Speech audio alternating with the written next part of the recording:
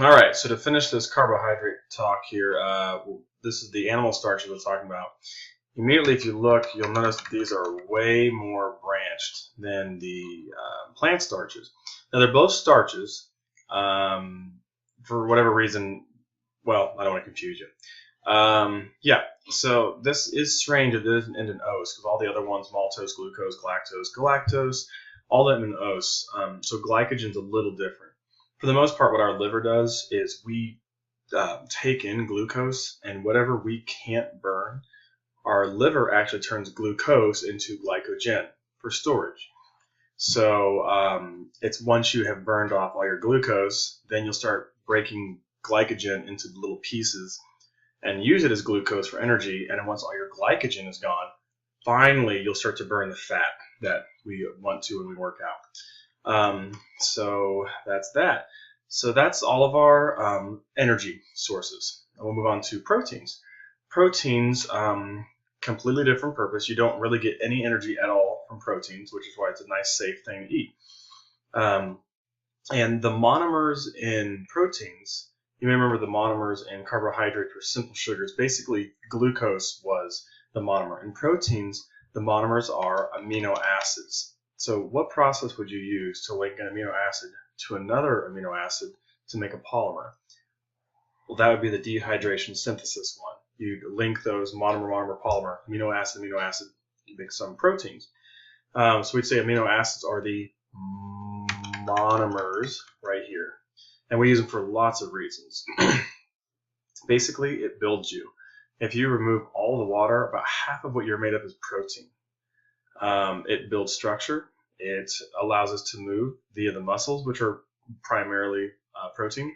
Actin and myosin are both, that's what's highly involved in the movement process of muscles. Those are made up of protein. It also allows us to do transport. Basically, if you never noticed, they do stuff. Proteins do things. Hemoglobin, for example, what carries our oxygen to our blood is, you guessed it, a protein. Our antibodies that fight off disease, those are made of proteins. And the biggest one, oh my gosh, you're going to learn all about these when you go to college.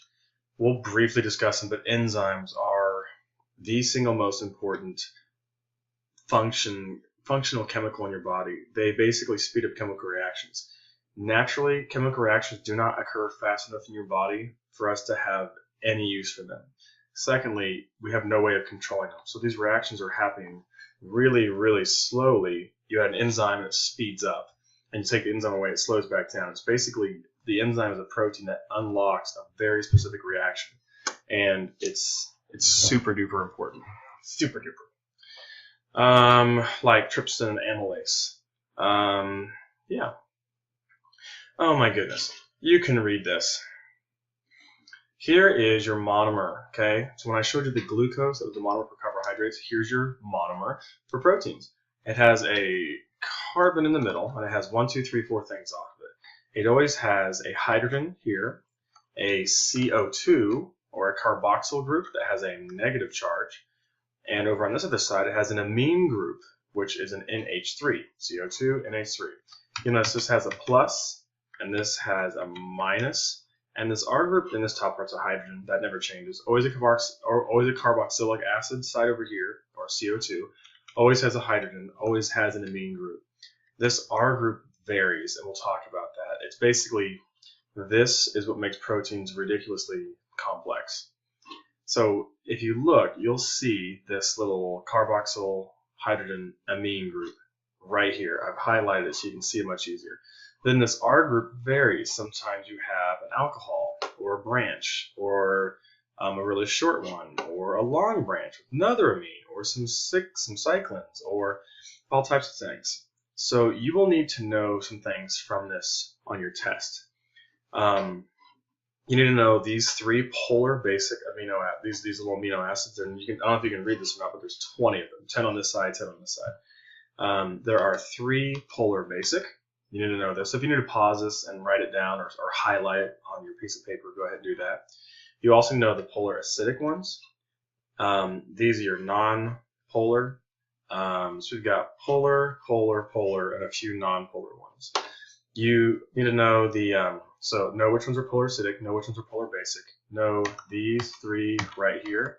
This is tyrosine, phenylalanine, and tryptophan. These three are aromatic. They have these aromatic rings in them that make them very special.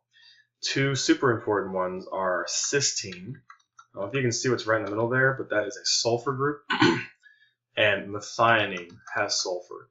Those are important because they have sulfur, and later on when we talk about genetics, this methionine is the single most important amino acid, most likely, in your body. So keep that in mind, that there are two that have sulfur, there are three that are aromatic, two that are polar acidic, and three that are polar basic. Happy to memorize those? You have to, so figure it out. Same process. Here's your carboxylic, that CO2 side over here. It's got an OH and it's got an NH. This is a slightly different version of the amino acid. This one doesn't have charges, so it's missing a hydrogen over here and it has an extra hydrogen over here. The point is you put the negative side, this would be the negative charge, and the positive charge, they come together, they kick this HHO or this H2O out, and you've just made, you've just linked your amino acids. I like how they have this arrow here. This would be the condensation, building a polymer. This would be the hydrolysis, breaking the polymer. Linking monomers, breaking polymers. This bond right here, this looks kind of funky, this guy.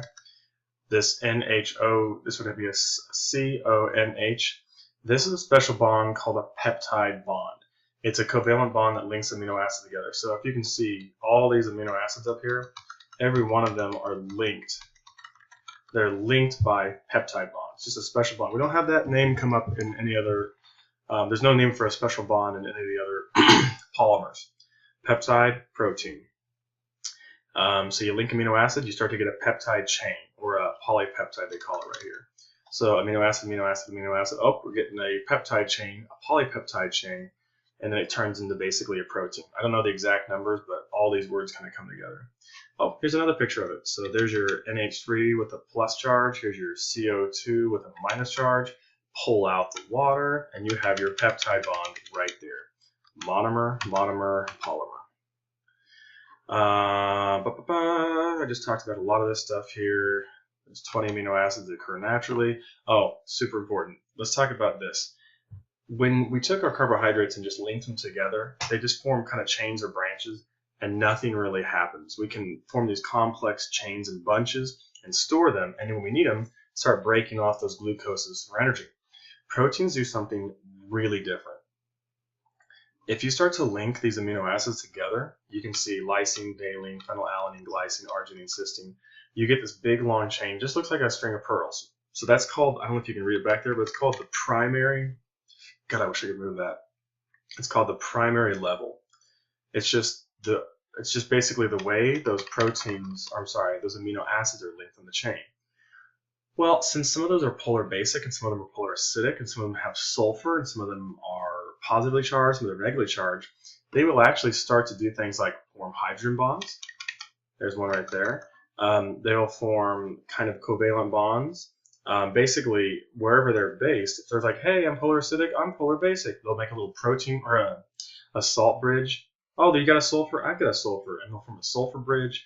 Oh my gosh, we've got a slightly negative charge and a slightly positive charge. Let's hydrogen bond this up. And all these start to interact with nearby amino acids, and they'll start to twist or make these sheets. That's called the secondary structure. The way that the protein, the way the amino, well, it's a protein. The way the protein twists and bends. Well, then you have the tertiary, which means 3. I'm jumping ahead here. Tertiary is the way it basically forms like a really big 3D shape, where it's not just little twists and folds. It's the way this thing will actually bend and form a 3-dimensional glob. There's no other word for it.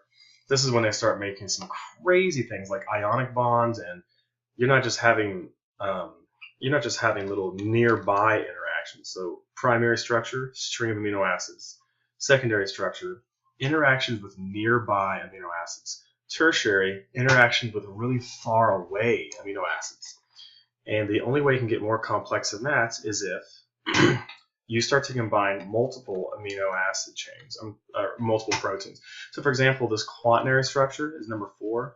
This is when you start to combine a whole bunch of those protein chains. So actually, here's another picture of it. The primary structure in this one is just the sequence of amino acids, then the way they start to interact with their friends nearby, the way those amino acids start to interact with far away guys, and then you start to put 2 of those together, 3 of those, 4 of those, 5 of those, and you get the quaternary level. Ad nauseum, here's another one. So kind of take a look at that and see that over and over. Denaturing is something kind of interesting that happens with proteins. Since they can twist and bend and fold and interact with other proteins, shape is very important. And most proteins can kind of withstand a lot of, well, I don't know. That probably isn't the right way to say it. They can basically withstand a change in pH, a change in some concentrations. You know, you can put them in something kind of basic, kind of acidic, kind of hot, kind of cold. But if you get proteins too hot or too acidic, or put them in too high of a concentration, they will basically denature. They'll basically go from kind of like when you spent a lot of time curling your hair and you go outside and humidity messes it up, it goes flat. That's what happened to proteins. Some proteins can be denatured and then they can renature and spring back to shape. This is super important because remember how I said that proteins can make enzymes unlock chemical reactions? A good example of that is those antibodies. Antibodies that fight off infection, they have to be a very specific shape to work well. And they actually are they work really perfect around 100 degrees, which is why your body runs a fever. So that antibody will turn into the perfect shape and then go out and attack whatever it's supposed to fight. If you run a fever too hot, like 104, your proteins actually start to denature and go flat, and the shapes don't work. And your body can no longer fight off whatever it is it's trying to fight off. It really messes it up. A good example of this is like when you cook an egg. You can't uncook an egg. You have permanently denatured the egg, and you can't put it back together. So those proteins are completely ruined. That's why we worry so much when people run a fever of 104. All your proteins in your body begin to denature, and it's super scary. So some proteins can kind of snap back, and others cannot. So this only happens in proteins. Okay, here's the thing about lipids and fats. I've got 2.5 minutes here. You can read that.